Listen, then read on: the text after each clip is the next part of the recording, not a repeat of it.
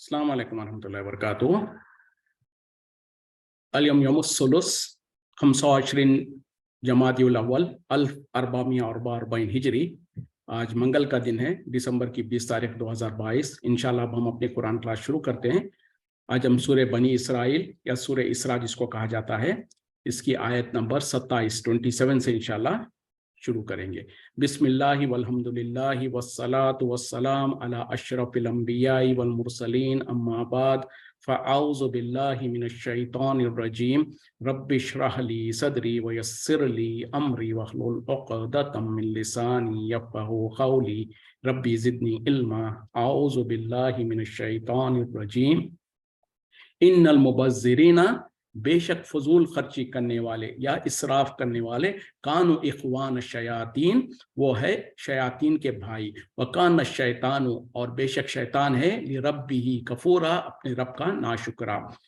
बेशक जो लोग इसराफ करते हैं या फजूल खर्ची करते हैं वो शयातीन के भाई है, और बेशक शैतान जो है अपने रब का नाशुक्रा है। इससे पहली आयत में जो हम कल पढ़ चुके थे, जिसमें अल्लाह ताला ने कहा था ना, उन तमाम लोगों को जो सो उसका हक अदा करो जिनका हक उनके यानी रिश्तेदारों के ऊपर, मिस्कीनों के ऊपर, और जो सो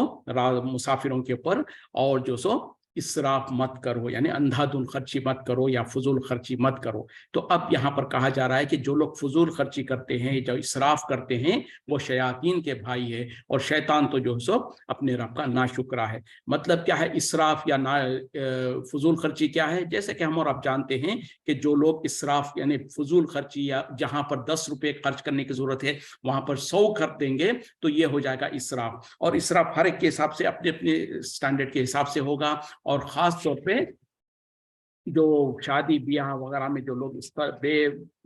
बे इंतहा पैसा खर्च करते हैं, और खास तौर पे मुबज्जिर, और ये जो उसके माने जो होते हैं ना, इसमें जो सो फजूल खर्ची करना या पैसे को उड़ाना, जैसे कि आजकल हमारे मुल्कों में देखा जाता है, शादी ब्याह के वक्त में जो सो लोग नोटों को इस तरीके से उड़ा रहे हैं, और ये आजकल एक ट्रेंड बन गया है कि अपने पैसे के माल की जो सो दिखाने के लिए। और यहाँ पर उसी सख्त उस तरीके के बुरे काम से जो सो मना किया गया है, और कहा गया है कि ये शैतान का काम है। तो सिर्फ वही नहीं, बल्कि उसके अलावा जहाँ कहीं भी जिस भी तरीके से इसराफ हो, जहाँ पर 100 रुपए में काम चलता हो, वहाँ पर 1000 या 10,000 रुपए खर्च करें तो ये इसराफ हो जाता है। और जहां पर फजूल खर्ची करना, वक्त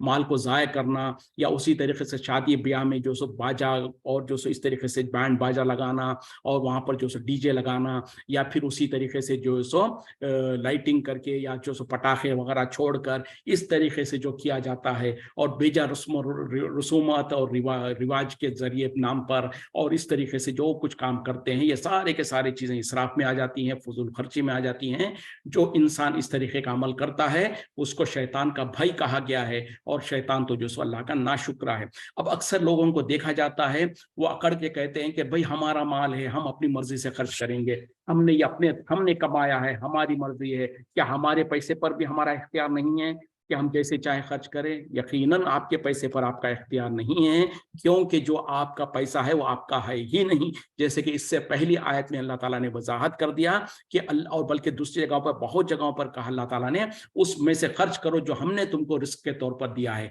तो पता क्या चला, जो कुछ इंसान के पास है वो दर हकीकत में उसका है ही नहीं, वो तो उसके रब की क्या कहते हैं, अता और मेहरबानी और उसकी इनायत है। एक बात। दूसरी बात, जब अल्लाह ने हमको दे रखा है तो फिर अल्लाह ही ने जो सो कुछ अहकामात भी बयान किए हैं, कुछ लोगों के हुकूक भी बयान किए हैं, जो कि माँ बाप के हुकूक है, औलाद के हुकूक है, उसी तरीके से जो सो रिश्तेदारों के, भूखे प्यासों के, मोहताजों के और मुसाफिरों के तमाम के हुकूक उसमें हैं। तो जो कुछ हमने कमाया है, जो हमारे रिस्क हमारे पास है, वो दर हकीकत में एक तो हमारा है ही नहीं, वो तो अल्लाह ने हमको इनाम के तौर पर इताअत के अता किया हुआ है, और हमको जो सो अल्लाह का दिया हुआ माल है वो। और जब अल्लाह ने दे रखा है तो अल्लाह ने उसमें कुछ अहकामात भी बयान किए हैं, और उन तमाम के बारे में पूछा जाएगा। और कल क़यामत में इंसान के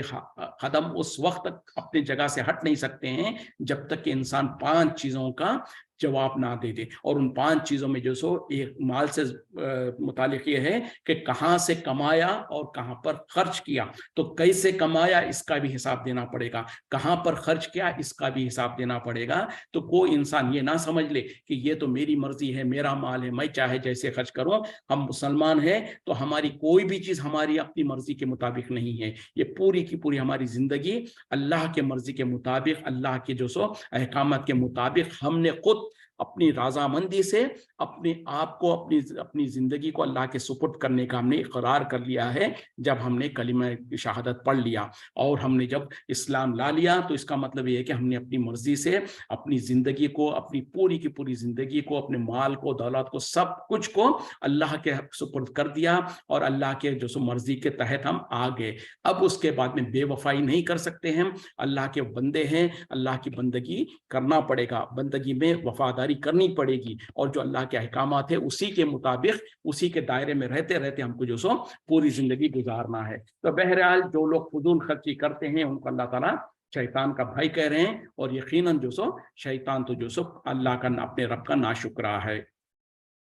व इम्मा तू रिजन्ना, और अगर तू मुंह फेर ले, अनहुम उनसे, इब्तिगा रहमतिन, रहमत की इंतजार में, मिन रब्बी का तरजूहा, अपने रब के तरफ से जिसकी तुम्हें उम्मीद हो, फकुल लहुम, बस उनसे कह देना, कौलम मैसूरा, नरमी की बात। अगर आपको उन लोगों से मुंह फेरने की भी जरूरत पड़ती है, किन लोगों से? जो मिस्कीन और मोहताज और आपके रिश्तेदार या मुसाफिर, जो जिनका अल्लाह ताला ने हक बयान किया इससे पहली आयत में, तो वो लोग अगर तुम्हारे पास आए और वो तुमसे कुछ मांगे और उस वक्त में तुम्हारे पास कुछ ना हो देने के लिए और तुमको उनसे मुंह फेरने की जरूरत पड़े, तो क्या करना? यानी अब अल्लाह ताला कह रहे हैं कि अगर तुमको उनसे मुंह फेरने की जरूरत पड़ती है, इस उम्मीद और इस इंतजार में कि अपने रब की रहमत का तुम्हें उम्मीद हो, यानी अपने की तरफ से कुछ माल और दौलत आएगा तो मैं इनको दूंगा, लेकिन इस वक्त में फिलहाल मेरे पास नहीं है, तो लिहाजा मैं मजबूर हूं। तो उन लोगों के यानी जो सवाल कर रहे हैं या जो मोहताज है या जो जिसको देने का जरूरत है लेकिन हमारे पास खुद नहीं है उस वक्त में देने के लिए, और हम उम्मीद कर रहे हैं कि अल्लाह का रहमत मिलेगी तो हम देंगे, तो ऐसी सूरत में क्या करना? उनसे कहना, नरमी की बात करना। मतलब क्या है कि अगर आपके पास कुछ भी नहीं है देने के लिए और आप अपने रब से उम्मीद में बैठे हैं, इंतजार में बैठे हैं कि अब मेरा रब मुझको कुछ अता करेगा, तो मैं उसमें से इन लोगों को भी दूंगा, तो उस वक्त में भी उन लोगों से मुंह फेरना है या उनको जो सो वापस करना है, उस वक्त में भी तुम जो सो उनसे नरमी से बात करना। यहाँ पर जो सो नबी सल्लल्लाहु अलैहि वसल्लम को मुखातिब करके अल्लाह ताला तमाम उम्मत को जो सब सबक दिलाना चाहते हैं कि अगर कोई तुमसे सवाल करे और इस हालत में कि तुम्हारे पास कुछ भी ना हो उनको देने के लिए, तो भी जो सो उनसे झिड़कना नहीं, उनसे गुस्से में या नाराजगी से बात नहीं करना, बल्कि उनसे बहुत ही नरमी के साथ, बहुत ही अच्छे अंदाज से उनको बात करना। जैसे कि आज हमारे मुल्कों में देखें क्या होता है, अगर हम जो सो मालदार हैं, हमारे पास माल और दौलत सब कुछ है, और हमारे कोई रिश्तेदार हमसे कभी कुछ मांगने आ गए, एक बार आ गए तो शायद हम दे देते हैं, दूसरी बार आ जाए तो फिर भी जरा नाक मुंह चढ़ाकर दे देंगे, तीसरी मर्तबा आ जाए तो फिर तो अब हमारा गुस्से की इंतहा नहीं होती है और हम जो चाहे दिल में आए तो बक देते हैं कि क्या हम ही मिल गए थे, हमारा ही दरवाजा है तुमको, और इस तरीके से अला फला सब कुछ, जबकि हमारे पास माल भी है, दे भी सकते हैं, इस्तिताअत भी है, सब कुछ है, लेकिन फिर भी हम जो सो समझते हैं कि हमने 1 से 2 बार दे दिया, अब तुमको तो आदत पड़ गई, इस तरीके से। जबकि यहाँ पर अल्लाह ताला नबी सल्लल्लाहु अलैहि वसल्लम को मुखातिब होकर कह रहे हैं कि अगर कोई ऐसी सूरत हो जाए जबकि आपके पास भी कुछ माल और दौलत ना हो और आप अल्लाह से उम्मीद करते हैं, इंतजार कर रहे हैं कि अल्लाह के पास से कुछ मुझको मिलेगा तो मैं इनको दूंगा, ऐसी सूरत में भी जो सो उनको झिड़कना नहीं, उनको धिक्कारना नहीं, बल्कि उनसे नरमी के साथ बात करना। तो हमारे और आपके लिए इसमें बहुत बड़ा सबक है। वला तजल यदाका, और ना रख अपने हाथों को मगलूलतन इला उनुक़िका, अपने गर्दन के साथ बांधे हुए, वला तबसुतहा, और ना ही उसे खोल दे, कुल्ला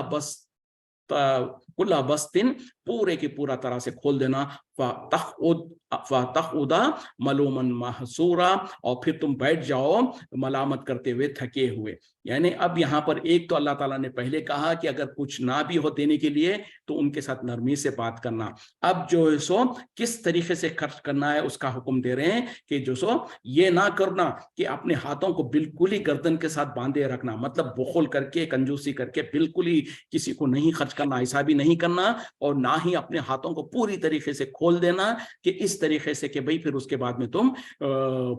मजबूर होकर मलामत करते हुए थक हार कर बैठ जाओ। मतलब क्या है कि पूरा का पूरा जो कुछ है उसको भी खर्च मत कर दो, और बिल्कुल बुखल और कंजूसी भी मत करो, दोनों के दरमियान में। तो ये अल्लाह ताला ने पहले भी कहा है कि जब भी तुम अल्लाह के रास्ते में भी खर्च करो तो मियान रवि के साथ खर्च करो। ऐसा नहीं कि बिल्कुल ही बुखल कर लो, या ऐसा भी नहीं कि बिल्कुल ही पूरी की पूरी तरीके से सब कुछ खर्च कर दो कि बाद में फिर तुमको भी जो सो किसी से मांगने की जरूरत पड़े। तो ये जो सो हुक्म दिया जा रहा है, और एक बैलेंस अप्रोच के तौर पर बताया जा रहा है कि बिल्कुल कंजूसी करके अपने घर वालों के लिए, बल्कि कुछ लोगों का आदत होती है कि खुद अपने नफ्स पर भी खर्च नहीं करेंगे, अपने घर वालों पर खर्च नहीं करेंगे, जिसको बुखल और कंजूसी कहा जाता, इससे भी सख्त मना किया गया है। और दूसरी तरफ कुछ लोग ऐसे होते हैं कि बिल्कुल इसराफ करेंगे, जैसे ही तनख्वाह आई पूरा का पूरा खर्च कर दिया, 10-15 दिन में फिर जो सो हाथ लोगों के सामने हाथ फैलाएंगे। ये भी नहीं होना चाहिए। तो दोनों के दरमियान में हो कि जो अपने जिसका जो हक है वो हक अदा किया जाए, और जो सो बुखल और कंजूसी से बचा जाए, और जिनका जितना हक है वो अदा किया जाए। और ऐसा भी ना हो कि बिल्कुल ही सब कुछ खर्च करके अपने लिए भी कुछ ना रखे, ये भी नहीं होना चाहिए। इन्न रब्बका, बेशक आपका रब, यबसुतु रिज़्क़ लिमन यशाउ, फरागत कर देता है, खोल देता है रिज़्क़ को जिसके लिए वो चाहता है, वो यक़दिरु, और वो तंग करता है, इन्नहु काना बि इबादिही, बेशक वो है अपने बंदों से खबीरम बसीरा, खबर रखने वाला, देखने वाला। यानी अब यहाँ पर अल्लाह ताला हकीकत बयान कर रहे हैं कि बेशक आपका रब है जिसके लिए चाहे रिस्क को कुशादा कर दे, खोल दे, और जिसके लिए चाहे उसको तंग कर दे। और बेशक अल्लाह ताला जो है अपने बंदों के लिए काफी है खबर रखने के लिए और देखने के लिए। तो यहाँ पर भी यही बात कही जा रही है, जो कुछ रिस्क का तकसीम है वो अल्लाह के इख्तियार में है, अल्लाह की मर्जी है, जिसको चाहे उसको बेइंतहा रिस्क दे दे, जिसको चाहे उसको रिस्क में कमी कर दे, तो इतनी कमी भी किसी को कर दे कि उसका खुद का घर चलना मुश्किल हो जाए, और किसी के पास इतना ज्यादा रिस्क दे दे कि पूरे खानदान को और पूरे महल्ले को भी वो जो सो खिलाएं तो भी उसके पास बाकी रह जाए। तो इस तरीके से ये अल्लाह की इनाम है, अल्लाह का एक इकराम है, और अल्लाह के हाथ में है, जिसको चाहे जैसे चाहे देता है। तो अगर किसी के रिस्क में जो सो फरावानी है तो उसको अकड़ के इतराने और तकब्बुर करने की जरूरत नहीं है, बल्कि उसको अल्लाह का शुक्र अदा करना चाहिए, क्योंकि वो अल्लाह ही है जिसने उसको रिस्क में कुशादगी अता फरमाई है। और अगर किसी के रिस्क में कमी है तो उसको भी अल्लाह ही की तरफ पलटना चाहिए, अल्लाह से अपने रिस्क में बरकत और अल्लाह से जो अपने रिस्क में इजाफे के लिए दुआ करना चाहिए। तो ये है तरीका कि जो अगर किसी के पास बहुत ज्यादा है तो वो उस पर इतराए और गुरूर ना करे, बल्कि अल्लाह का शुक्र अदा करे। और अगर किसी के पास कमी है तो वो अल्लाह से मदद मांगे, अल्लाह से चाहे, क्योंकि दोनों चीजें भी, रिस्क का देना भी, रिस्क का छीनना भी, दोनों भी अल्लाह ही के हाथ में है। वला तख्तुलू औलादकुम, और तुम कत्ल ना करो अपनी औलाद की, खशियत इमलाकिन, मुफलिसी के डर से।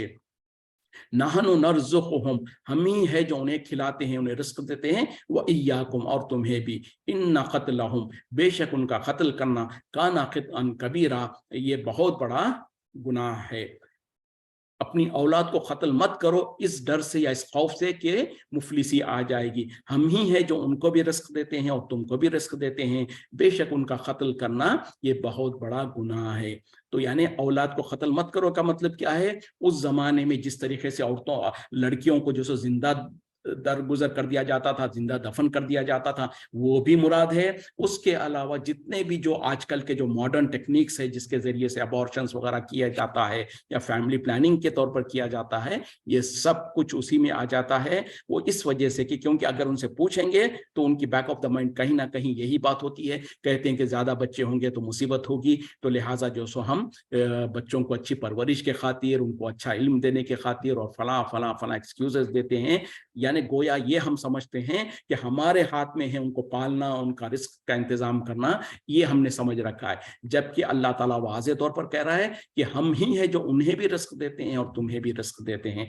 तो रिस्क का देना तो अल्लाह के हाथ में है। और ये आज दुनिया में जो मुल्कें कहते हैं कि पॉपुलेशन कंट्रोल और पॉपुलेशन आउट ऑफ कंट्रोल हो जा रहा है, उन कंट्रीज के अंदर भी जो सो अगर सिंसियरिटी के साथ और जो सो अनबयास्ड तौर पर कोई सर्वे करे तो पता चलता है कि वहां पर तो रिस्क की तो बहुत ज्यादा फरावानी है। और कई जगहों पर आज हमारे मुल्क के अंदर भी यही हालत है, जहां पर हम भूखमरी के शिकार है, कई लोग, कई हजारों लाखों लोग भूखमरी के शिकार है, कई लोग जो सो फाके की जिंदगियां गुजारते हैं। लेकिन वहीं पर जो सो हमारे मुल्क के अंदर भी जो सो ये देखा जाता है, ये गवर्नमेंट के सर्वे और रिपोर्ट से साबित होता है, कई लाखों हजारों लाखों टन अनाज जो है हर साल जाये हो जाता है, क्योंकि उसको या तो जो सो ठीक तरीके से उसकी हिफाजत नहीं की जाती है, या उनको हिफाजत करने के इंतजामात नहीं है, फिर या किसी ना किसी वजह से जो सो इंसानों की काहली और सुस्ती और नाअहली की वजह से बहुत ज्यादा रिस्क जो सो जाये और बर्बाद हो जाता है। उसी तरीके से बड़े अमीर लोगों के घरों में देखा जाता है कि रोजाना अगर 2 आदमी खाएंगे तो 4 आदमी का खाना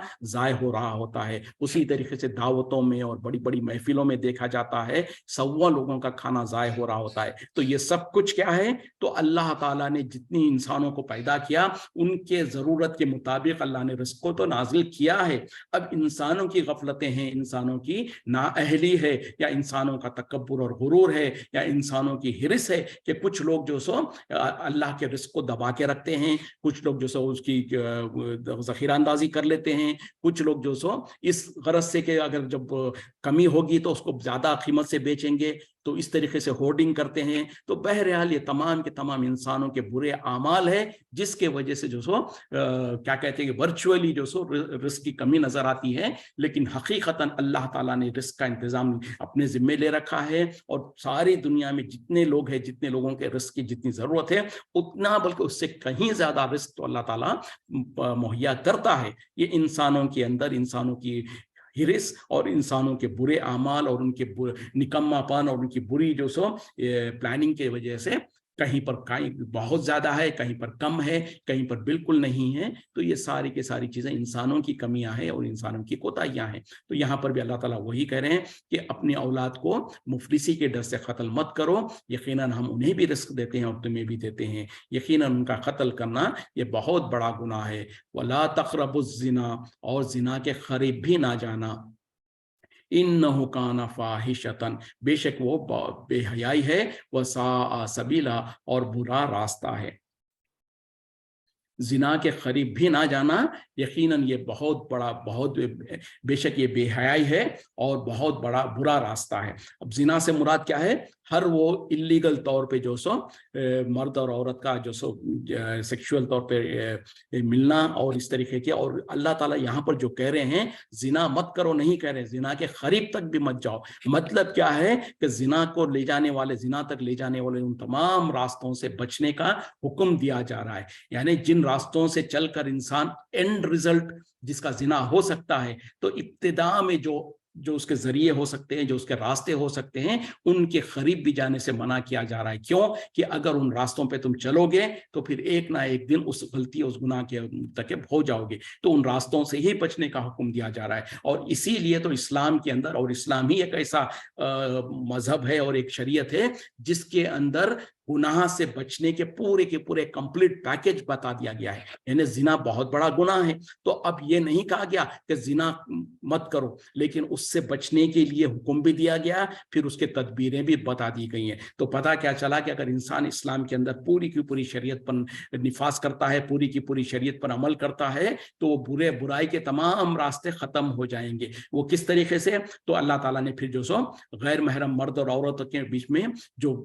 अलग फर्क रहने की जो जरूरत है, यानी हिजाब का जो मामला है उसको नाफिज कर दिया कि गैर महरम मर्दों को जो सो हुक्म दिया कि वो औरतों के, गैर महरम औरतों को ना देखे, ना उनके साथ अकेलेपन में रहें, ना उनसे बातचीत वगैरह करें। उसी तरीके से औरतों को हुक्म दिया गया है जब घरों से बाहर निकलें तो अपने जो सो पूरा का पूरा जिस्म को ढांक के निकले और चेहरों पर जो सो पर्दा कर ले, इस तरीके से जो हुक्म दिया गया है। तो ये सारी के सारे अहकामात पूरा एक पैकेज है। तो सिर्फ ये नहीं कह दिया गया कि जो सो ये गुनाह मत करो, और गुनाह से बचने के तरीके भी बता दिए गए। मिसाल के तौर पर शरीयत में जो सो चोरी को जो सो क्या कहते हैं कि उसके ऊपर पनिशमेंट करार दिया गया, उसके ऊपर हद है, यानी अगर कोई इंसान चोरी करेगा तो उसका हाथ काट लिया जाए। तो अब सिर्फ ये कानून नहीं बना दिया गया, चोरी से बचने के लिए, चोरी से बचने के जो वो है सारे के सारे रास्ते बता दिए गए। यानी अगर कोई गरीब है, मजबूर है, तो उसके लिए जो सो ज़कात लेना उसके लिए जायज़ है, उसके लिए सदका खैरात लेना जायज़ है। तो अब कोई इंसान चोरी क्यों करेगा? अगर उसको पता चला कि अगर मेरे को माल की ज़रूरत है और मेरे लिए जो सो रास्ता है कि मैं किसी से मालदारों के पास से ज़कात और सदकात ले सकता हूं, और उसी तरीके से जो मालदार है उन लोगों के लिए ज़रूरी और लाजिम है कि उनके माल में से जो सो गरीबों और मिस्किनों का भी हक है। तो अगर वो मालदार लोग गरीबों और मिस्किनों का जो सो हक निकालते रहेंगे तो फिर कोई चोर, किसी को ज़रूरत माल की ज़रूरत नहीं पड़ेगी तो फिर वो चोरी नहीं करेगा। और उसी तरीके से जो चोर है वो चोरी क्यों करेगा? जब उसको जो सो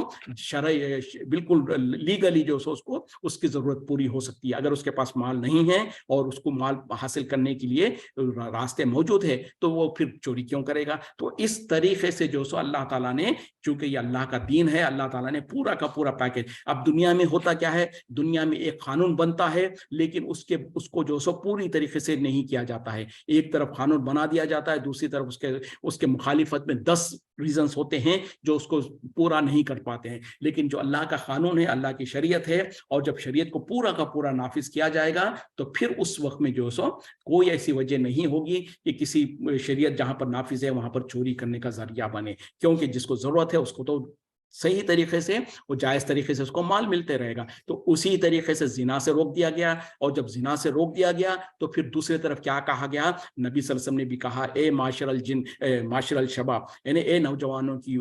लोगों, जो इस्तेताअत रखता है वो शादी कर ले, बल्कि कहा कि शादियां कराने में, औलाद की शादी करने में जल्दी करो, जब वो बालिग हो जाए तो उनको शादियां जल्दी कर दो। तो पता क्या चला कि जिसके पास इस्तेताअत है उनको शादी से नहीं रोका गया, बल्कि उनको उभारा गया कि जल्द से जल्द उनकी शादियां हो जाए। तो जो बालिग है और जिनके पास इस्तेताअत है उनको शादी करने के लिए कह दिया गया। और नबी सल्लल्लाहु अलैहि वसल्लम ने भी कहा कि निकाह कर लो, जल्द से जल्द निकाह करो, क्योंकि ये तुम्हारा आधा दिन है। मतलब क्या है कि तुम्हारा आधा दिन महफूज हो जाएगा। जब इंसान जो सो अपनी ज़रूरतों को जो जायज़ तरीके से पूरी करेगा तो जाहिर बात है कि वो फिर वो नाजायज़ तरीके पे जाने की कोशिश नहीं करेगा। उसी तरीके से जो सो फिर कहा कि जो इस्तिताअत नहीं रख सकता है उसको चाहिए कि वो रोज़े रखे, क्योंकि उससे फिर उसकी शहवत पे कंट्रोल होगा। तो इस तरीके से बहरहाल पूरे के पूरे जो हुक्म दिया गया है उसको नाफिज करने के लिए, उसको प्रैक्टिकली इम्प्लीमेंट करने के लिए जो कुछ ज़रूरियात हो सकते थे करने के काम और जिससे रुकने के काम, तमाम का जो हुक्म दे दिया गया है। तो इस तरीके से जब इंसान पूरी की पूरी शरीयत पर नाफिज, पूरी की पूरी शरीयत पर अमल करेगा, पूरी शरीयत को नाफिज करेगा, तब जाके एक मिसाली माशरा तश्कील पाएगा। ऐसा नहीं कि जो हमको पसंद आ गया वो ले लें और जो पसंद नहीं आया छोड़ दें। इसके बारे में फिर अल्लाह ताला ने बहुत सख्त वईद बयान किया। कुरान में कह दिया कि उन लोगों का मामला क्या होना चाहिए जो किताब के बाज़ हिस्से पर तो अमल करते हैं और बाज़ को छोड़ देते हैं, सिवाय ये कि उनको दुनिया में भी रुसवाई हो और आखिरत में बहुत सख्त अजाब हो। तो ये शरीयत जो है सो पूरा का पूरा कामिल जो है, इसीलिए तो अल्लाह ताला ने भी कहा, या अय्युहल्लज़ीना आमनू इदखुलू फिस्सिल्मि काफ़ा, ए ईमान वालों दीन में पूरे के पूरे दाखिल हो जाओ। तो यही हुक्म है कि पूरे के पूरी जो शरीयत के जो अहकामात है उन सबको जो सो इंसान अपनी जिंदगियों में नाफिज करे, और जब पूरा के पूरा नाफिज करेंगे तो फिर एंड रिजल्ट ये निकलेगा कि एक बहुत ही बेहतरीन और कामिल और एक मॉडल सोसाइटी बनेगी, जिसके अंदर जो सो जिनाकारी, चोरी, डकैती और लोगों के माल के ऊपर जो सो माल का ज़ाय करना या जान का ज़ाय करना, ये सब चीज़ जो सो नहीं होगा। बल्कि जैसे कि हदीस में भी कहा गया है, एक इंसान के दूसरे इंसान पे जो हक है कि उसके माल, उसके इज्जत और उसकी जान की हिफाजत हो। तो ये चीज इस्लाम में जो सो इसकी गारंटी दी जाती है। वो कब होगा? जब पूरे का पूरा माशरे में जो सो पूरे के पूरी शरीयत के ऊपर निफाज होगा, तब जाके ये तमाम चीजें जो सो इम्प्लीमेंटेबल होगी। वला तख्तुलुन नफ्सा, और कत्ल ना करो किसी नफ्स को, अल्लती हर्रमल्लाहु, जिसको अल्लाह ने हराम किया है, इल्ला बिल हक, सिवाय हक के। वमन कुतिला मजलूमन, और जो कत्ल किया गया मजलूम तौर पर यानी जुल्म के तौर पर, फ़क़द जअलना लिवलीही, तहे उसके जो वारिस है उनको मुकर्रर कर दिया गया है, उनको इख्तियार दिया गया है, सुल्तानन, एक इख्तियार, फला युसरिफ فی القتل، بس ان کو چاہیے کہ قتل میں اسراف نہ کرے، حد سے نہ بڑھ جائے، انہ کان منصورا، بے شک وہ ہے مدد کیا ہوا۔ اور کسی نفس کو جس کے بارے میں اللہ نے حرام کیا اس کو قتل مت کرو سوا یہ کہ حق کے ساتھ، اور جس کو ظلماً قتل کیا گیا ہے اس کے ورثاء کو جو سو ایک اختیار دیا گیا ہے، اور ان کو چاہیے کہ اس اختیار کا استعمال کرتے ہوئے حد سے نہ بڑھے قتل کرنے میں، اور یہ ہے جو سو بے شک وہ جس کو ظلماً قتل کیا گیا اس کے خاندان والوں کو مدد کیے گئے ہیں، یعنی ان کے طرف جو سو اللہ کے طرف سے بھی، اور جو ولی اور وقت کے قاضی وغیرہ ہے ان لوگوں کے اوپر لازم اور ضروری ہے کہ ان کی مدد کریں۔ اب یہاں پر جو سو قتل جیسا گناہ جو ہے اس کے بارے میں کہا جا رہا ہے کہ خبردار کوئی انسان کسی انسان کا قتل نہ کرے سوائے حق کے۔ مطلب کیا ہے کہ جن گناہوں کے اوپر کسی کو قتل کرنا جائز ہے ان کے سوا کسی بھی انسان کو قتل نہ کیا جائے۔ تو کون سے گناہ ہے جس کے اوپر کسی انسان کو قتل کیا جا سکتا ہے؟ جیسے کہ اس سے پہلے جو گناہ کا ذکر کیا گیا تھا زنا، وہ ایک ہے، دوسرا کیا ہے قتل کے بدلے میں قتل، اور تیسرا ہے کہ اگر کوئی انسان اسلام لانے کے بعد مسلمان ہونے کے بعد مرتد ہو جائے تو یہ ایسے گناہ ہے جس کے اوپر اگر شریعت نافذ ہے مسلمانوں کی اور اسلامی حکومت ہے تو وہاں پر جو اسلامی حکومت ہے جو قاضی ہے اس کے اختیار میں ہے کہ وہ جو سو ان کو دیکھے گا، جانچے گا، اور اس کے بعد میں جو سو اس انسان کو قتل کرنے کا حکم جاری کرے گا۔ تو اگر کوئی ان تین علاوہ کسی اور انسان کو کسی بھی معاملے میں کسی بھی وجہ سے کسی کو قتل کرنے کا اختیار نہیں ہے، اور کسی کو اگر قتل کر دیا گیا ہے ظلماً تو ان کے جو وارثین ہیں ان کو اختیار دیا گیا ہے کہ وہ چاہے تو اپنے کیا کہتے ہیں کہ وقت کے قاضی کے پاس جا کر جس نے قتل کیا اس کے قتل کے بدلے میں اس کو قتل کرنے کے لیے ڈیمانڈ کر سکتے ہیں، جس کو قصاص کہا جاتا ہے، یعنی جہاں پر اسلامک حکومت ہوگی، جہاں پر شریعت نافذ ہوگی، وہاں پر کوئی کسی انسان کو ظلماً قتل کیا گیا ہے تو جو قاتل ہے اس کو جو سو قتل کے بدلے میں قتل کیا جائے گا۔ تو جو ورثہ ہے جس کو مقتول جو ہے جس کو قتل کیا گیا تھا اس کے رشتہ داروں کو، اس کے خاندان والوں کو یہ اختیار ہے، چاہے تو وہ ڈیمانڈ کریں کہ ہمارے جس رشتہ دار کی وجہ سے جس کو قتل کیا گیا ہے تو اس کے بدلے میں قاتل کو قتل کیا جائے، یا نہیں تو اللہ کی طرف سے اس کو اجازت ہے دیت جس کو کہا جاتا ہے، بلڈ منی جس کو کہتے ہیں، وہ کچھ مال لے کر اس کو معاف کر سکتا ہے، یعنی تو تیسرا طریقہ یہ ہے کہ اللہ کے رضا کے خاطر وہ قاتل کو معاف کر سکتا ہے۔ تو بہرحال جو وارث ہے ان کو یہ اختیار دیا گیا ہے کہ وہ چاہے تو جو سو ڈیمانڈ کرے کہ قتل کے بدلے میں قتل کیا جائے۔ تو اللہ تعالیٰ یہی کہہ رہے ہیں کہ اس صورت کے علاوہ کسی بھی انسان کو قتل کرنا جائز نہیں ہے۔ تو کیا پتا چلا انسان کے جان کی اتنی زیادہ اہمیت ہے، بلکہ جیسے کہ دوسری جگہ پر کہا گیا ہے کہ جو کوئی کسی ایک انسان کو قتل کرے گا تو اس کا معاملہ ایسے ہی ہے جیسے کہ اس نے ساری انسانیت کو قتل کر دیا، اور اسی طریقے سے جو سو اگر کوئی کسی ایک انسان کی جان بچائے گا تو وہ ایسے ہی ہے جیسے کہ اس نے ساری انسانیت کی جان بچائی۔ اور اسی لیے تو قرآن میں اور حدیثوں میں جو سو انسان کے جان کی اتنی اہمیت بتائی گئی ہے، اور نبی صلی اللہ علیہ وسلم نے بھی کہا کہ ایک انسان کے دوسرے انسان پہ جو حقوق ہے اس میں یہ ہے کہ اس کی جان کی حفاظت، اس کے مال کی حفاظت، اس کی عزت کی حفاظت، یہ تین چیزیں ہیں جس کی حفاظت کی ذمہ داری شریعت کی جہاں پر نفاذ ہے تو وہاں پر جو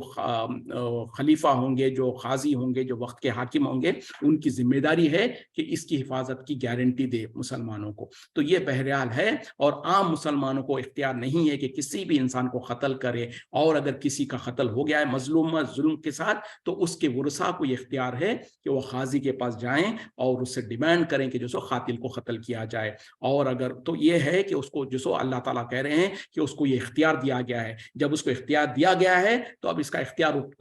کا فائدہ اٹھاتے ہوئے وہ کوئی ظلم و زیادتی نہ کرے، اسراف نہ کرے۔ مطلب کیا ہے کہ جو قاتل ہے اسی کی قتل کے ڈیمانڈ کرے، ایسا نہ ہو کہ اگر ایک نے قتل کیا ہے تو اس کے خاندان کے 2-4 لوگوں کو قتل کرنے کی کوشش کرے، یا اسی طریقے سے جو قاتل ہے اس کو جو سو قتل کے وقت میں جو سو اس کو مسلح کر دے، یعنی اس کے کان ہاتھ وغیرہ کاٹ دے، یا اس طریقے سے، یا اس کو تکلیف دے کے مارے، یا یعنی اس طریقے سے کوئی حرکت نہ کرے۔ تو جس طریقے سے جو سو ایک قتل ہوا ہے اس کے بدلے میں اسی انسان کو جو قاتل ہے اسی کو قتل کیا جائے گا، اور جو سو اس میں ظلم و زیادتی نہ کرے، اور بلکہ جو وقت کے حکمراں وغیرہ ہے ان لوگوں کو چاہیے کہ جو جس کا قتل ہوا ہے اس کے ورثاء کو ان کی مدد کریں. مطلب کیا ہے کہ ان کا انصاف دلانے کے لیے, ان کو جو سو حق دلانے کے لیے پوری کوشش کی جائے. اب ہمارے ملکوں میں دیکھیں کیا ہوتا ہے, اکثر معاملہ الٹا ہوتا ہے. جو ظالم ہوتا ہے, جو قاتل ہوتا ہے, وہ حکومت اور اس کی جو مشینری ہوتی ہے وہ جو سو ان کی مدد کر رہی ہوتی ہے, اور کئی جگہوں پر جو مظلوم ہے اسی کے اوپر اور ظلم کیا جاتا ہے. جبکہ جو شرعی قانون ہوگا, جہاں پر شریعت نافذ ہوگی, وہاں پر جو ذمہ داران ہیں ان کے لیے ضروری اور لازم ہے کہ وہ جو جس کے اوپر ظلم کیا گیا ہے, جس کو قتل کیا گیا, اس کے رشتہ داروں کی مدد کریں. یعنی اس مدد اس طریقے سے کہ ان کو انصاف ملے, ان کا مقدمہ صحیح طریقے سے سنا جائے اور ان کے ساتھ پورا کا پورا انصاف ہو. تو یہ ضروری ہے ذمہ داروں کے لیے کہ وہ جو ان کی مدد کریں. ولا تقربوا, اور نہ قریب جانا, مال الیتیمی, یتیم کے مال کے, الا باللتی ہی احسن, سوا اس کے کہ وہ ایک اچھا طریقے سے ہو, حتی یبلغ اشدہ, یہاں تک کہ وہ پہنچ جائے اپنی جوانی کو. وَأَوْفُوا الْعَهْدِ, اور پورا کرو عہد کو, ان العہد, بے شک عہد, کان مسئولا, ہے اس کی باز پشت کی جائے گی. یعنی یتیم کے مال کے قریب بھی نہیں جانا, سوا یہ کہ اس کے ساتھ اچھائی کے ساتھ معاملہ کرو اور حسن سلوک, یعنی اچھے طریقے سے اس کو استعمال کرو, یہاں تک کہ وہ یتیم بچے جو ہے اپنی بلوغت کو, اپنی جوانی کو پہنچ جائے. اور عہد کو پورا کرو, کیونکہ عہد کے بارے میں تم سے سوال کیا جائے گا, تم سے باز پرس ہوگی. تو یہاں پر یتیم کے مال کے قریب بھی مت جاؤ. مطلب کیا ہے کہ وہ بچے جو چھوٹے چھوٹے بچے ہیں, جس کا والد انتقال کر گیا ہو اور ان کے والد جو بچوں کے لیے کچھ مال چھوڑ کے گئے ہوں, تو ان کے جو ورثہ ہے ان لوگوں کو یہ تاکید کی جا رہی ہے کہ یتیم کے مال کی حفاظت کرو, اس کو ضائع مت کرو, اس کو بیجا خرچ مت کرو, یہاں تک کہ وہ بچے بالغ ہو جائیں. اور یہ کہ عہد کی پابندی کرو, عہد کا حفاظت کرو, کیونکہ اس کے بارے میں تم سے پوچھا جائے گا. اب دیکھیں یہ جتنے بھی احکامات ہیں یہ عبادتوں کے بارے میں نہیں ہے, انسانوں کی زندگی, جو معاشی زندگی ہے, جو سوشل لائف ہے, اس کے بارے میں ہے. تو کیا پتہ چلتا ہے, شریعت کے اندر جہاں پر عبادتوں کی بھی اہمیت ہے, جہاں پر ایک اللہ کی عبادت ہے, وہیں پر رہنے سہنے کا جو انسان کی جو معاملات ہے اس کو بھی ایکولی توجہ دی گیا ہے. اور مسلمانوں کو چاہیے کہ ہم ان تمام چیزوں کو شریعت کی روشنی میں پورے کریں. وقت ختم ہو رہا ہے, اسی پہ اکتفا کرتے ہیں. وآخر دعوانا الحمد للہ رب العالمین. سبحانک اللہم و بحمدک, اشہد ان لا